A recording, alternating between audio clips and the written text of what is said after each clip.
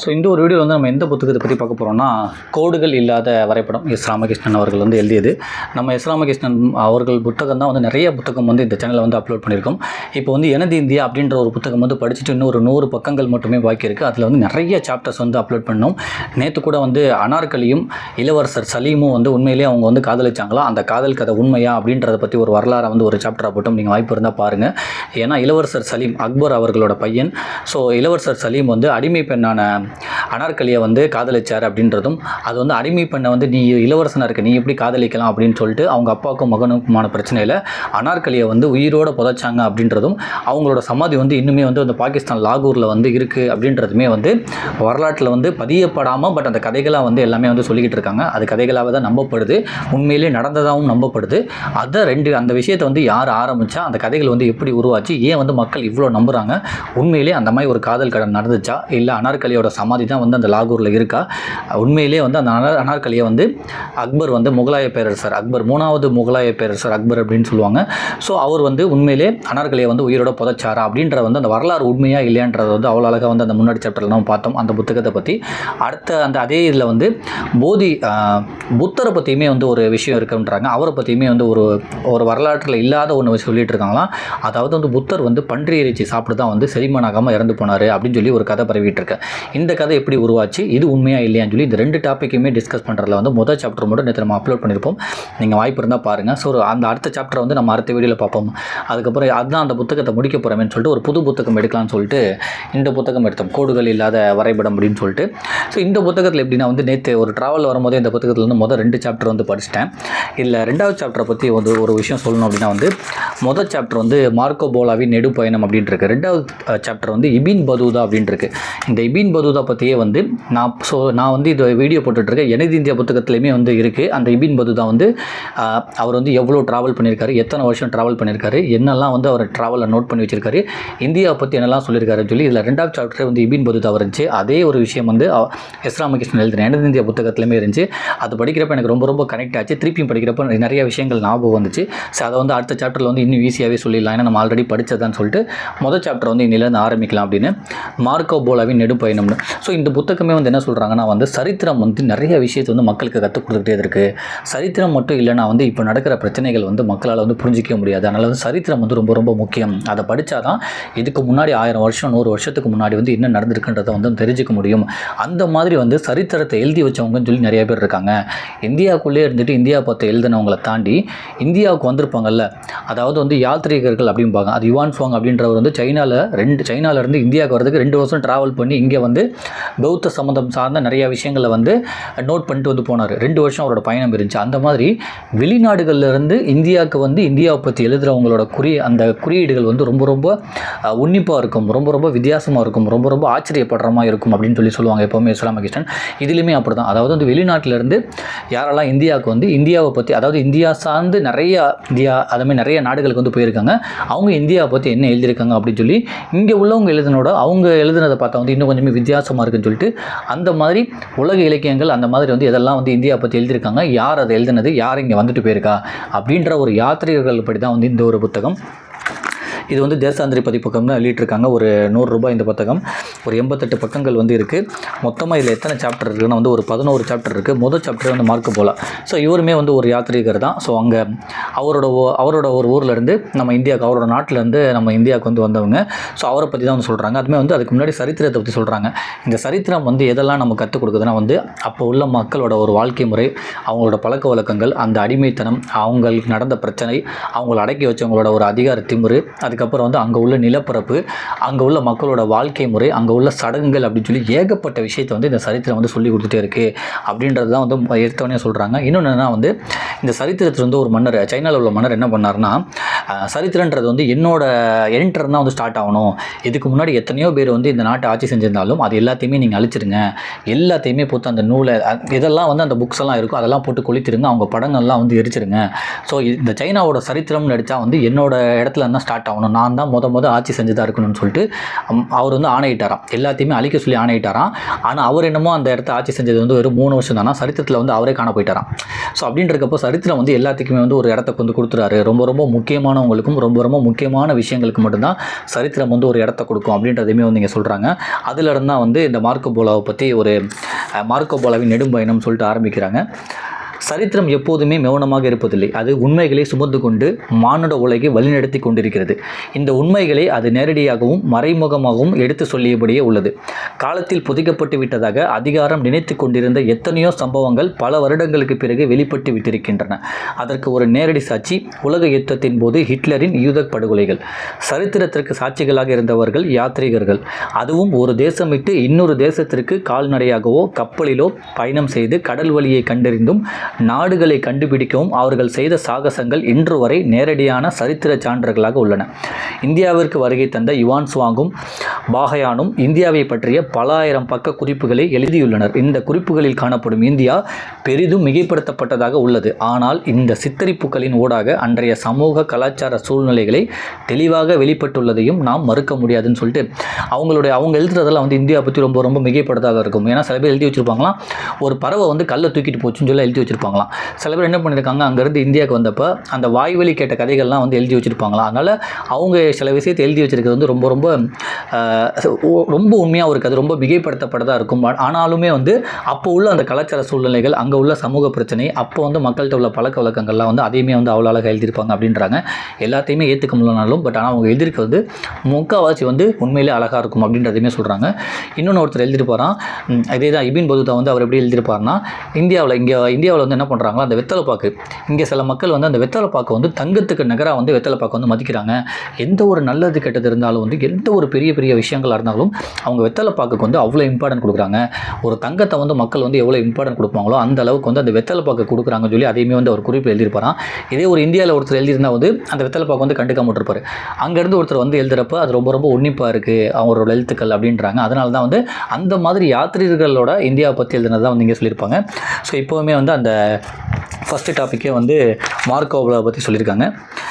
அந்த மார்க்கோ போலோவை பற்றி சொல்லுவாங்க. அவர் என்ன குறிப்பு எழுதினார், அந்த புத்தகம் என்னன்னு சொல்லிட்டு அந்த புத்தகத்தை பற்றி சொல்லிவிட்டு இந்த ஒரு சாப்டர் வந்து மூவ் ஆகும். நீங்கள் இதை பற்றி நிறைய தெரிஞ்சுக்கணும், அந்த புத்தகத்தை படித்து தெரிஞ்சுக்கோங்கன்னு சொல்லிட்டு அந்த புத்தகத்தோட சஜஷனுமே வந்து இந்த ஒரு புத்தகத்தில் இருக்கும். எனக்கு விருப்பமான புத்தகங்களின் வரிசையில் எப்போதுமே சரித்திர புத்தகங்களுக்கு ஒரு தனி இடம் உண்டு. அதிலும் யாத்ரீகர்களின் சாகச பயணங்கள் குறித்த புத்தகங்கள் எப்போதுமே என் விருப்பத்துக்குரியதாக இருந்து வந்திருக்கின்றன. அந்த வகையில் எனக்கு மிகவும் விருப்பமாக அமைந்த புத்தகம் த டிராவல்ஸ் ஆஃப் மார்க்கோ போலோ. இந்த புத்தகம் மார்க்கோ போலோவின் வாழ்க்கையையும் அவர் சீனாவில் மேற்கொண்ட பயணத்தையும் துல்லியமாக விவரிக்கிறதுன்னு சொல்லிட்டு இந்த ஒரு புத்தகத்தை வந்து சொல்லியிருக்காங்க. த டிராவல்ஸ் ஆஃப் மார்க்கோ போலோன்னு சொல்லிட்டு இந்த புத்தகத்தை படிங்க. அவரோட வாழ்க்கை, அவரோட பயணம், அவர் இந்தியாவை பற்றி எழுதின குறிப்புகள் எல்லாத்தையுமே வந்து அவ்வளோ அழகாக சொல்லியிருக்கு அப்படின்றத சொல்கிறாங்க இங்கே. மார்க்கோ போலோ தனது வாழ்நாளில் பாதியை பயணத்தில் கழித்தவர். வெனிஸ் நகரத்தில் பிரபல வணிக குடும்பத்தில் பிறந்த இவர் சிறு வயதிலேயே பயணத்தில் நாட்டம் கொள்ள துவங்கிவிட்டார். அதற்கு முக்கிய காரணம் மார்க்கோ போலோவின் அப்பா. அவர் வணிகத்திற்காக கான்ஸ்டான்டினோபிளுக்கு பயணம் மேற்கொள்ளுபவராக இருந்தார். யுத்தம் காரணமாக வணிக முயற்சிகளுக்கு நெருக்கடி ஏற்படவே அவர் சீனாவை நோக்கி தனது பயணத்தை மேற்கொண்டார். இந்த பயணத்திற்கு 9 ஆண்டு காலம் ஆனது. அவர்கள் சீனாவில் இருந்து திரும்பிய பிறகு தொடர்ந்து கீழ் திசை நோக்கி தங்களது வணிக முயற்சிகளை மேற்கொள்ள துவங்கினார். இதன் அடுத்த பயணத்தில் மார்க்கோ போலோ தனது அப்பா மற்றும் மாமாவுடன் சேர்ந்து பயணம் செய்ய துவங்கினார். இந்த பயணம் அவர்கள் எதிர்பார்த்தது போல எளிமையாக இல்லை. பயணத்தின் நடுவில் 1 வருட காலம் போலோ உடல் நலமில்லாமல் படுக்கையில் கிடக்கும்படியானது. அவர்கள் கோபி பாலைவனத்தை கடப்பதற்கு மிகவும் சிரமப்பட்டனர். 6 வருட பயணத்தின் முடிவில் 5600 மைல் பயணம் செய்து அவர்கள் சீன தேசத்தை அடைந்தனர் சொல்லிட்டு. ஸோ அவர் பிறந்த இடமும் வந்து வெனிஸ் நகரம். அங்கேருந்து வந்து கிட்டத்தட்ட வந்து 5600 மைல் கடந்து வந்து சைனா வந்து அடைஞ்சிருக்காரு. கிட்டத்தட்ட வந்து 6 வருஷம் வந்து பயணப்பட்டிருக்காரு. அதுக்கிடையில் வந்து 1 வருஷம் வந்து உடம்பு சரியாமல் இருந்திருக்காரு. இவ்வளோ கஷ்டப்பட்டு பயணம் பண்ணி சைனாவை அடைஞ்சு அங்கே வந்து எத்தனை வருஷம் இருந்திருக்காரு. அதுக்கப்புறம் வந்து அவர் ட்ராவல் பண்ணி இந்தியாவை பற்றி என்னெல்லாம் எழுதியிருக்காரு அப்படின்லாம் வந்து ஒன்று சொல்கிறாங்க. பட் இதை பற்றி ரொம்ப விவரமாக தெரிஞ்சுக்கணும்னா த டிராவல்ஸ் ஆஃப் மார்க்கோ போலோன்ற புத்தகத்தை படிங்கன்றதையுமே வந்து இஸ்லாம் மகேஷன் இங்கே வந்து சஜஷன் பண்ணுறாங்க. ஸோ இந்த மார்க்கோ போலோ என்ன பண்ணுறாரு, வந்து 5500 மைல் பயணம் செய்து ஒரு 6 வருட பயணம் செய்து வந்து அந்த சீனா வந்து போயிட்டார். அந்த சைனாவில் வந்து யார் இருந்திருக்கானா வந்து அங்கே வந்து சீன அரசனாக வந்து குப்லா கான் அப்படின்றவர் இருந்திருக்காரு. அவர் வந்து இந்த மார்க்கோ போலோ வந்திருக்காரு அப்படின்றத வந்து தெரிஞ்சுக்கிட்டு அவங்கள போய் வரவேற்கிறாரு.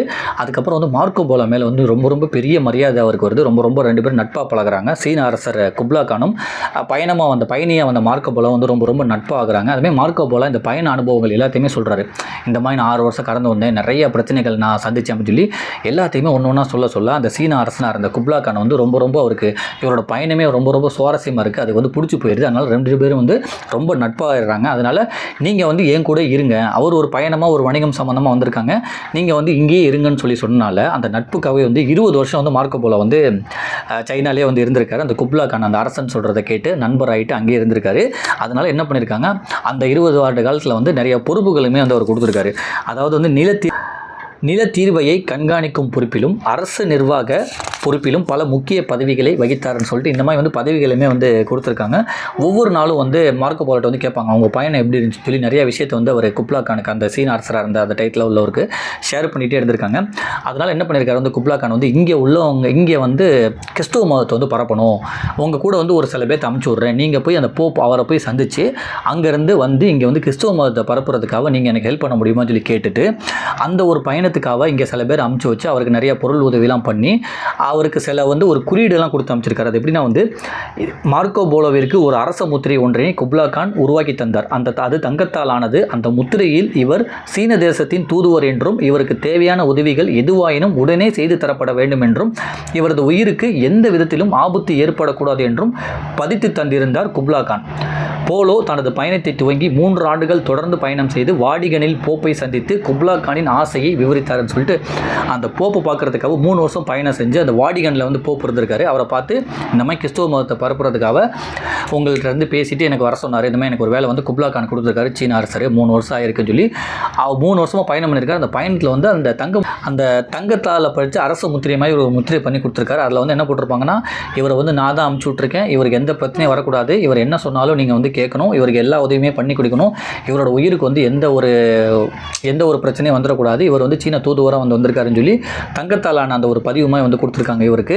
அதனால் இவர் போராட எல்லாமே வந்து இவருக்கு ஹெல்ப் கிடச்சிருக்கு. அதுக்கப்புறம் லாஸ்ட்டாக போய் அந்த வாடிகனில் உள்ள போப்பை பார்த்து அந்த குப்லா கானோட ஆசையை வந்து போல வந்து சொல்லியிருக்காரு. அதுக்காக வந்து 3 வருஷம் வந்து பயணம் பண்ணியிருக்காரு. ஒரு நட்புக்காக வந்து மறுபடியும் வந்து 20 வருஷம் தங்குறேன்னு சொன்னவர் 3 வருஷம் பயணம் பண்ணி அதையுமே வந்து முடிச்சிருக்காரு. அதை முடிச்சுட்டு மறுபடியும் சீனாக்கு வந்தப்போ அரச மரியாதையோடு வந்து போலோ வந்து வரவேற்றாங்களாம். ரொம்ப நாளாக வந்து அங்கே 3 வருஷம் போய் ட்ராவல் பண்ணுறது, அதையுமே வந்து குப்லா கான் வந்து எப்படி இந்த 3 வருஷம் ட்ராவல் இருந்துச்சு சொல்லி அதையுமே வந்து கேட்டு நிறைய விஷயம் வந்து தெரிஞ்சுக்கிறாரு. இந்த நாட்களில் சீன அரசியலிலும் குப்லா கானின் குடும்ப உறவுகளிலும் நெருக்கமாக செயல்பட துவங்கினார் போலோ அப்படின்னு சொல்லிட்டு போயிட்டு வந்தோடனே வந்து குப்லா கான் ரொம்ப ரொம்ப சந்தோஷம் ஆயிருக்காரு. பரவாயில்ல, நம்ம சொன்ன வேலையை முடிச்சிட்டாருன்னு சொன்னோன்னே குப்லா கானோட அந்த குடும்ப விஷயத்துலையும் அதுக்கப்புறம் வந்து அந்த சீன அரசியல்லையுமே வந்து இவர் நிறைய பங்கு வகித்திருக்காரு. ஏன்னா இதுக்கு முன்னாடியே வந்து இவருக்கு நிறைய போலோக்கு வந்து நிறைய பொறுப்பு கொடுத்துருந்தாங்க. இப்போ இவர் சொன்னதெல்லாம் கேட்கறதுனால அவர் வந்து குடும்ப விஷயத்தில் தலையிடுற அளவுக்கு வந்து ரொம்ப இடம் கொடுத்துருக்காரு அந்த சீன அரசர். குப்லா கான் மங்கோலிய அரசனை உருவாக்கியதில் முக்கிய பங்கு வகித்தவர். இவர் செங்கிஸ்தானின் பேரன். இவரது ஆட்சி காலத்தில் தான் நிலவரி முறைப்படுத்தப்பட்டது. மக்களுக்கு நீதி கிடைப்பதற்காக மாவட்ட அளவில் நீதிமன்றங்கள் அமைக்கப்பட்டன. அத்தோடு விவசாயத்தை மேம்படுத்துவதற்காக ஏராளமான பணம் செலவழிக்கப்பட்டது. போலோ நிலவரி குறித்து புதிய யோசனைகளை குறிப்பிட்டதாகவும் அவை ஏற்றுக்கொள்ளப்பட்டதாகவும் சரித்திர பதிவேடுகளில் காணப்படுகிறதுன்னு சொல்லிட்டு இவர் என்ன சஜஷன் சொன்னாலுமே வந்து குப்லா கான் வந்து அதை வந்து ஏற்கிற நிலைமையில் தான் இருந்திருக்காரு. ஏன்னா ரொம்ப ரொம்ப நட்பாகிட்டு ரொம்ப க்ளோஸ் ஆனால அவர் அரசியல் சம்பந்தமாகவும் அந்த நிலம் அவர் கொடுத்த பொறுப்புகள் சம்பந்தமாகவும் என்ன சொன்னாலுமே வந்து குப்லா கானுமே வந்து அதை அக்செப்ட் பண்ணியிருக்காரு. பாலைவனத்தில் பயணம் செய்யும்போது சில நேரங்கள் இரவிலும் தொடர்ந்து பயணம் மேற்கொள்ள வேண்டியிருக்கும். அது போன்ற சந்தர்ப்பங்களில் சிலர் வழி தவறி போய்விடுவது ஏற்படும் அப்படின்னு சொல்லிட்டு இந்த பயணத்தில் வந்து மார்க்கோ போலோ வந்து வழி தவறி போயிட்டாராம். எல்லாம் வந்து கூட்டமாக போயிட்டு இருக்கப்போ இவர் மட்டும் வழி தவறி போய் ஒரு வாரமாக வந்து வேற எங்கேயோ காணா போய் இருக்கிற இடத்துல அவருக்கு வச்சிருந்த தண்ணியை மட்டும் குடிச்சு பாலைவனத்தில் வந்து சுருண்டு விழுந்து அங்கே உள்ளவங்க யாரோ ஒருத்தவங்க பார்த்து அவரை எடுத்துகிட்டு போய் கொஞ்சம் நேரம் வச்சு அவரை ரெடி பண்ணி கிட்டத்தட்ட வந்து ஒரு 2-3 நாள் வந்து தங்க வச்சு அதுக்கப்புறம் அவர் வந்து ரெடி ஆனவனே வந்து அந்த கும்பல் அவரை எங்கேருந்து மிஸ் ஆனாரோ அந்த கும்பல்கிட்ட போய் சேர்த்துருக்காங்க. அதுவுமே நடந்திருக்கு. ஸோ அந்த பயணம் வந்து எவ்வளோ அவருக்கு கஷ்டமாக இருந்துச்சுன்றதையுமே வந்து இங்கே சொல்கிறாங்க. இதுபோன்று வழி தவறி போன பலரும் பாலைவனத்தில் அழிந்து இறந்து போன நிகழ்வுகள் நினைவுக்கு வர பயத்துடன் எப்படி சரியான பாதையை அடைவது என்று தெரியாமல் ஒரு வார காலம் வேறு திசைகளில் அலைந்து திரிந்தார்னு சொல்லிட்டு ரொம்ப இதாக அழிந்து ஒரு வாரத்துக்கு அப்புறம் மறுபடியும் தான் வந்த கும்பலே வந்து கண்டுபிடிச்சாரு அப்படின்றதையுமே சொல்கிறாங்க. ஒரு நாடோடி கூட்டம் வந்து வந்துச்சு. அதுதான் வந்து இவர் மயங்கி கிடந்ததை பார்த்து என்ன ஏதுன்னு சொல்லி கேட்டு அவரை வந்து சேஃபான ஒரு இடத்த கூட்டிகிட்டு போய் தங்க வச்சு அதுக்கப்புறம் வந்து அவர் வந்த கும்பலோடு சேர்த்து அமுச்சு விட்ருக்காங்க.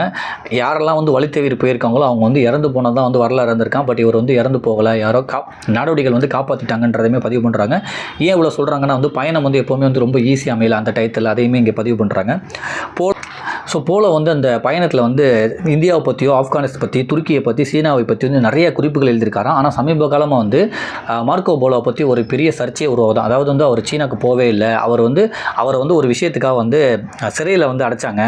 ஆனால் வந்து சிறைபிடிக்கப்பட்டார், சிறையில் அடைச்சாங்க. அந்த சிறையில் அடிக்கப்பட்டப்போ வந்து அங்கே அவர் கூட வந்து ஒரு கைதி தங்கியிருந்தார். அவர் தான் வந்து சைனாவுக்கு வந்து பயணம் பண்ணார். அவர்கிட்டருந்து சைனாவை பற்றி அந்த பயணம் பற்றி எல்லா குறிப்புகளையும் கேட்டு இவர் வந்து ஒரு புத்தகம் எழுதி தானோட பேரில் போட்டுக்கிட்டாருன்னு சொல்லி ஒரு சர்ச்சையுமே இருக்குது. ஆனால் உண்மையிலே வந்து அவர் பயணம் பண்ணியிருக்காரு. அவரோட குறிப்புகள்லாம் பார்க்கும்போது அது கேட்டு எழுதின மாதிரியே தெரியல அப்படின்றதையுமே தான் இங்கே பதிவு பண்ணுறாங்க. அவர் ஒரு முறை சிறைபிடிக்கப்பட்ட போது அவரோட சிறையில் இருந்த ஒரு பயணி சொன்ன தகவல்களை தனது பேரில் புத்தகமாக்கி கொண்டு விட்டார் என்று வரலாற்று ஆய்வாளர்கள் குறிப்பிட்டார்கள். ஆனால் மார்க்கோ போலோவின் குறிப்புகள் இந்த வதந்திகளை பொய்ப்பித்து விட்டதோடு எண்ணிக்கையற்ற நேரடி சான்றுகளையும் உலகிற்கு எடுத்துக்காட்டிவிட்டது. ஆனாலும் போலோவின் குறிப்புகளில் ஏன் சீன பெருஞ்சுவரை பற்றி எந்த குறிப்பும் இல்லை என்பதும், அன்று சீனாவில் பிரபலமாக இருந்த தேநீர் பற்றியோ, பெண்கள் தங்களது கால்களை அழகுபடுத்திக் கொள்ள கால்களை சிறியதாக்கும் முறை பற்றியோ, சித்திர எழுத்துக்கள் பற்றியோ எந்த தகவலும் இல்லை என்பது ஆச்சரியம் தருவதாகவே உள்ளது.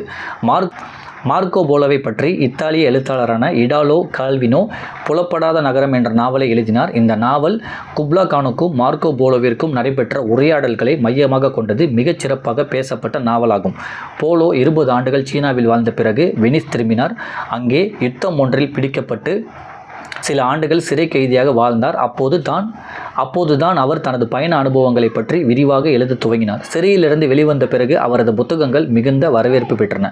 தொடர்ந்து தனது பயண அனுபவங்களை எழுதிய போலோ தன் மரண தருவாயில் சொன்ன கடைசி வாசகம், எனது பயணங்களில் நான் கண்டவற்றிலிருந்து சிறிய பகுதி மட்டுமே எழுதப்பட்டிருக்கிறது, மற்றவை எனது மனதில் அப்படியே உள்ளது. எல்லா பயணிகளையும் போலவே மார்க்கோ போலோவின் பயண குறிப்புகளிலும் சில அதீத கற்பனைகள் கலந்திருக்கின்றன. இந்தியாவில் தங்கம் தேடும் எறும்புகள் இருப்பதாகவும் யானையை மனிதர்கள் உண்பதாகவும் சில குறிப்புகள் வருகின்றன என்றாலும், உலகில் நீள்பரப்பில் சலிப்பில்லாமல் அலைந்தபடியே தன் வாழ்வின் பெரும்பான்மையை கழித்த ஒரு மனிதனின் வாழ்வு அனுபவங்கள் என்ற வரையில் இந்த நூல் மிக முக்கியமானதாகும். த டிராவல்ஸ் ஆஃப் மார்க்கோ போலோ அப்படின்னு சொல்லிட்டு அந்த ஒரு புத்தகத்தையுமே சஜஷன் பண்ணியிருக்காங்க. அவர் எழுதின எல்லா குறிப்பு வச்ச ஒரு புத்தகம்னா கிட்டத்தட்ட வந்து 20 ஆண்டுகள் வந்து சீனாவில் வாழ்ந்து பெரிய பயணம் பண்ணி சீனாவுக்கு போய் 6 ஆண்டுகள் பயணம் பண்ணி சைனாவுக்கு போயிட்டு அங்கே 20 ஆண்டுகள் வாழ்ந்து அது பெரிய நிறைய குறிப்புகள்லாம் வந்து எழுதியிருக்காரு. அந்த புத்தகம் நீங்கள் படிக்கணும்னா த டிராவல்ஸ் ஆஃப் மார்க்கோ போலோ அப்படின்ற ஒரு புத்தகத்தையுமே சஜஷன் பண்ணியிருக்காங்க. ஸோ இதுதான் வந்து இந்த கோடுகள் இல்லாத வரைபடத்தில் வந்து நம்ம பார்க்க வந்த சாப்டர் வந்து மார்க்கோ போலோ பற்றி.